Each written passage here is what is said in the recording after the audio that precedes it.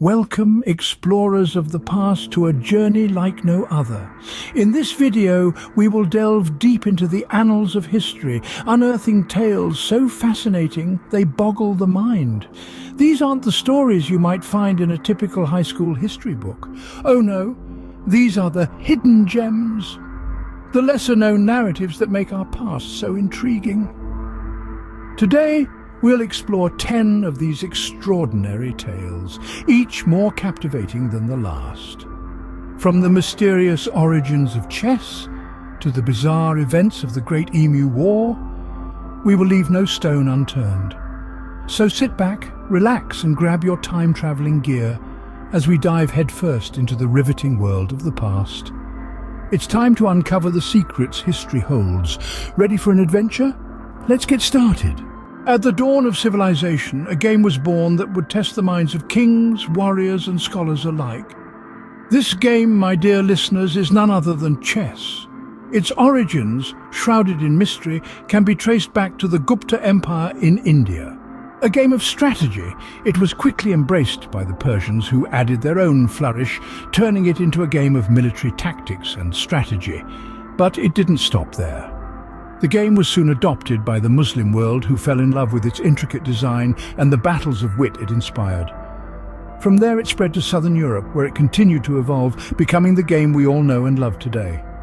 Yet, despite its widespread fame, the exact origins of chess remain a tantalizing enigma. Is it a symbol of war, a tool for teaching strategy, or simply a captivating game? We may never know. So the game of kings, a battlefield of the mind, has a history as intricate and fascinating as the game itself. Australia, 1932, the stage for a war like no other, a war against emus. In the heart of Western Australia, 20,000 emus turned agricultural devastation into their modus operandi, wreaking havoc on the livelihood of farmers. The Australian government, in response, deployed soldiers armed with machine guns to combat these flightless foes. The soldiers marched into battle, anticipating a swift victory. However, they soon found themselves facing unanticipated challenges. The emus scattered in all directions, their speed and unpredictability turning them into elusive targets. The soldiers fired thousands of rounds, but only a fraction hit their marks. As the days wore on, the emus continued their destruction unabated, their numbers seemingly unaffected by the military intervention. The soldiers were eventually pulled back, leaving the emus to claim their victory, albeit a Pyrrhic one. In the annals of military history, the Great Emu War stands alone, a testament to the unpredictability of nature. In 1518, Strasbourg was seized by an uncontrollable urge to dance. A peculiar event indeed, one that could easily be mistaken for a scene from a whimsical fairy tale. Yet this was no fiction.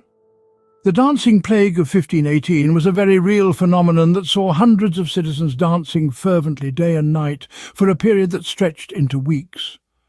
Imagine a city square filled with people, their bodies swaying, twirling and hopping without rest or respite. Some danced until they collapsed from exhaustion, others until they met a more dire end. Now, the cause of this strange occurrence is heavily debated among historians and scientists alike. Some propose it was a case of mass hysteria, a collective psychological break caused by high levels of stress and distress. Others suggest a medical condition, possibly ergotism, a reaction to ingesting a fungus-infected rye. The dancing plague remains a mystery, a bizarre footnote in history that continues to baffle scientists. Roanoke Colony, 1587. One day there, the next vanished without a trace. Now that's a head-scratcher. Over 400 years later, we're still left wondering, what happened to the 115 settlers of this ill-fated English colony? Some speculate they integrated with local Native American tribes. It's not entirely outlandish. Faced with dwindling supplies and a harsh environment, the settlers may have sought the expertise of those who knew the land. But what of the ominous word Croatoan carved into a tree, a clue, a warning, or a red herring? Others lean towards disease or conflict, yet no sign of a mass grave or violent skirmish has ever been found. It's as if the settlers simply evaporated into the North Carolina air. Then again, perhaps we're looking for answers in the wrong places. After all, history does love its secrets. The fate of the Roanoke colony remains one of America's oldest unsolved mysteries, and sometimes a good mystery is just what history needs. Imagine a world without color, a world where everything is black and white. This was the reality for many across the globe until the mid-20th century. The introduction of color television was a game changer, revolutionizing the way people perceived the world around them. This wasn't just a technological advancement, it was a cultural shift that opened up a vibrant new window into the world. Imagine the palpable excitement and anticipation that filled living rooms around the globe as families gathered, eyes glued to their screens, to witness the first color broadcast. No longer was the world a monochrome canvas. Suddenly, it exploded into a kaleidoscope of hues, making the televised world seem as real as the world outside their windows. The day the world turned color was not just a day. It was a landmark moment in history that brought us closer to reality and forever changed how we consume media. Boston, 1919. A sweet day turns sour as a wave of molasses engulfs the city. Imagine, if you will, the heart of bustling Boston. Suddenly a thunderous crash echoes through the streets. A storage tank has burst and a tsunami of molasses, yes, you heard right, molasses, comes surging through. This was no slow-moving syrup. It was a force of nature, a 15-foot wave travelling at 35 miles per hour, sweeping everything in its path. Buildings crumbled, people and horses were trapped, and the city was plunged into a sticky, sweet chaos. In the aftermath, 21 lives were tragically lost and 150 were injured. Boston was left with a sticky cleanup and a bitter taste in its mouth. This disaster led to an overhaul of safety regulations, prompting a wave of changes in industrial safety. The Great Molasses Flood, a sticky situation that left a lasting impression on industrial safety. 1325, Italy. A war breaks out over a bucket. Now this might sound like a Monty Python sketch, but I assure you, it's a true tale from the annals of history. The War of the Bucket started as a petty squabble between the city-states of Bologna and Modena. A bucket was stolen, yes, an actual bucket, from a well in Bologna by some Modenese soldiers. This seemingly trivial act of theft triggered a conflict that was, in fact, a manifestation of the long-standing tension between the Guelphs and Ghibellines, the two major political factions in Italy at the time.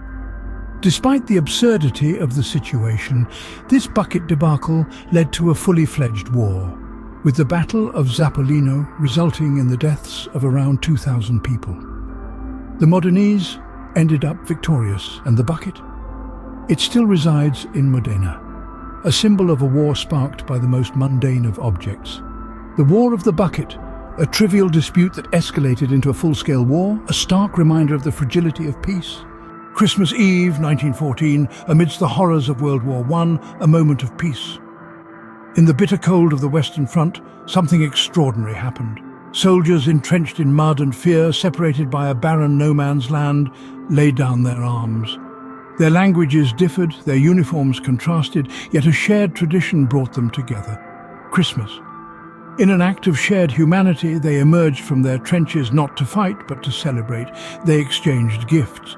Cigarettes, plum puddings, even buttons from their uniforms. They sang carols, their voices echoing in the silent night. They played football, the battlefield transformed into a makeshift pitch. For a brief spell, they weren't enemies, but brothers. This fleeting camaraderie was not sanctioned by the generals, but it didn't need to be. It was a spontaneous, genuine expression of our common humanity, a reminder that beneath the uniforms were men, not monsters. The Christmas truce, a beacon of hope in the darkness of war, a testament to the power of compassion and brotherhood. Transylvania, 15th century, the birthplace of a legend, the real Dracula. Our protagonist, if we dare call him that, is none other than Vlad the Impaler, a name that sends shivers down the spine, and for good reason. Vlad was a ruler of Wallachia, known for his brutal and, dare we say, creative disciplinary methods.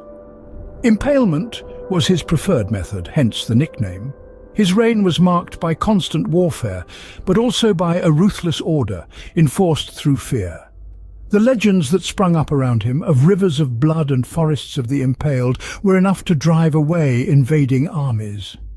Vlad's bloodthirsty rule became a source of inspiration for Bram Stoker's Dracula.